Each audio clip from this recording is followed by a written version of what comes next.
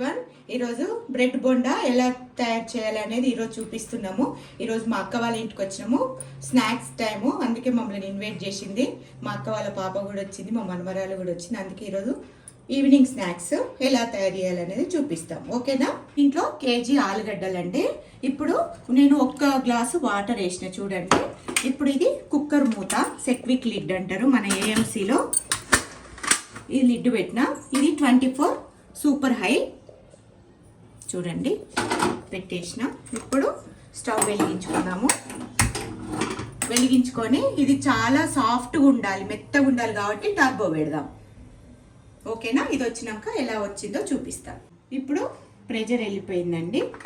ఇప్పుడు red mark అనేది ఇటు వెళ్ళిపోయింది. ఇప్పుడు ఓపెన్ చేస్తున్నా. కాలుతున్నాయి, బాగా మెత్తగా ఉడికిపోయినాయి, చూడండి.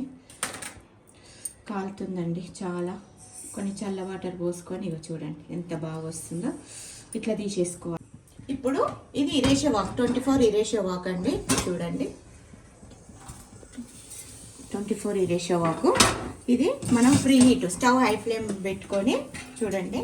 ఎప్పుడైనా మనము ఫ్రీ హీట్ చేసుకునేటప్పుడు స్టవ్ హై ఫ్లేమ్ పెట్టుకొని 60 డిగ్రీస్ వరకు ఫ్రీ హీట్ చేసుకోవాలి.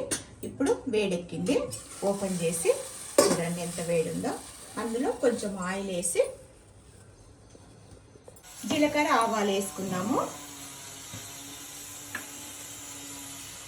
జీలకర్ర ఆవాలు వేసుకున్న తర్వాత ఉల్లిపాయలు కూడా వేసుకుందాము. జీలకర్ర ఇప్పుడు 98 వరకు వచ్చింది, చూడండి. మూత ఓపెన్ చేసుకుందాము. మంచిగా మగ్గినాయి. కొంచెం అల్లం వెల్లిగడ్డ పేస్టు, తర్వాత కొంచెం పసుపు, మనకు కర్రీకి సరిపోయేంతండి. ఇప్పుడు ఒక్కసారి కలుపుకొని మనం ఆలుగడ్డ స్మాష్ చేసి పెట్టుకున్నామండి, చూడండి మెత్తగా ఉడికిపోయింది. ఇప్పుడు దీంట్లో వేసేద్దాము. ఎందుకంటే బ్రెడ్ బోండా కదా, మొత్తం మంచిగా స్మూత్గా రావాలి కదా అని మనము సాఫ్ట్ పెట్టిన. కారం వేసుకుందాము మనకు టేస్ట్కి సరిపోయేంత, ఎందుకంటే కేజీ పైనే ఉన్నాయి కాబట్టి ఆలుగడ్డలు, మనకు టేస్ట్కి తగినంత వేసుకోండి. ఇప్పుడు కొంచెం మనం ఫస్ట్ కొంచెం సాల్ట్ వేసుకున్నాం కదా, ఇప్పుడు చూసి వేసుకోండి మీరు తగినంత. మేమైతే వేసేసినాము. ధనియాల పొడి కూడా వేసేస్తున్నా, ఎందుకంటే అన్నీ ఒకటేసారి వేసి కూడా కలపొచ్చు మన ఏఎంసీలో, ఓకేనా? కలిపినామండి. మొత్తము కలిపిన తర్వాత ఒక్కసారి మనం మూత పెట్టుకుందాము. మూత పెట్టుకొని 98 వచ్చిందంటే బంద్ చేసుకుందాము. సిమ్లోనే పెట్టుకోండి, ఎందుకంటే మన వాటర్ క్వాంటిటీ లేనప్పుడు సిమ్లోనే పెట్టుకోండి. 98 వచ్చినాక బంద్ చేద్దాము. ఇప్పుడు 98 వచ్చేసింది, కూర అయిపోయిందండి, చూడండి.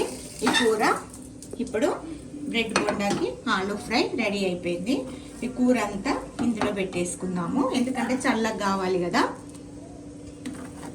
ఇది స్టిక్ అయింది కదా. ఇప్పుడు నేను ఇందులోనే మనం బ్రెడ్ బోండా చేద్దాము. ఈ రేషియో వాక్ అంటారు 24.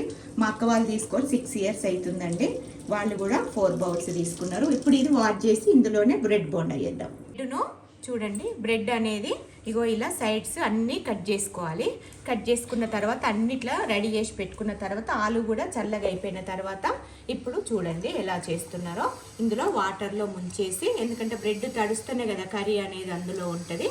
చూడండి బ్రెడ్ ఇట్లా తడుపుకొని ఇట్లా చేసి కర్రీ పెట్టేస్తున్నారు.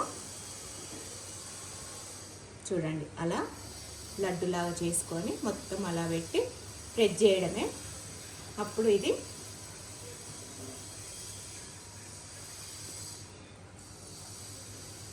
ఆలు బ్రెడ్ బొండా అనేది ఇలా తయారు చేసుకోవాలండి. చూడండి అన్నీ ఇట్లా తయారు చేసి పెట్టుకోవాలి, ఇలా తయారు చేసి పెట్టుకోవాలి. చూడండి ఆయిల్ కాగింది.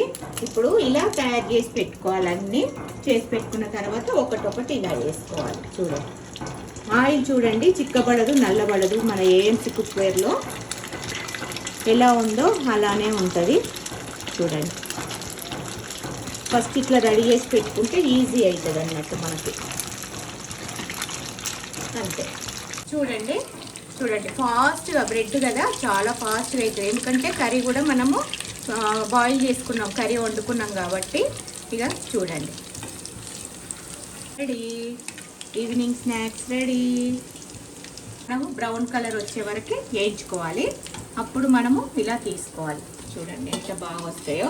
మళ్ళీ హెల్తీ ఫుడ్ కూడా కదండి, మంచిగా ఉంటుంది. ఈవినింగ్ స్నాక్స్ కూడా మంచిగా ఫాస్ట్గా రెడీ చేసుకోవచ్చు.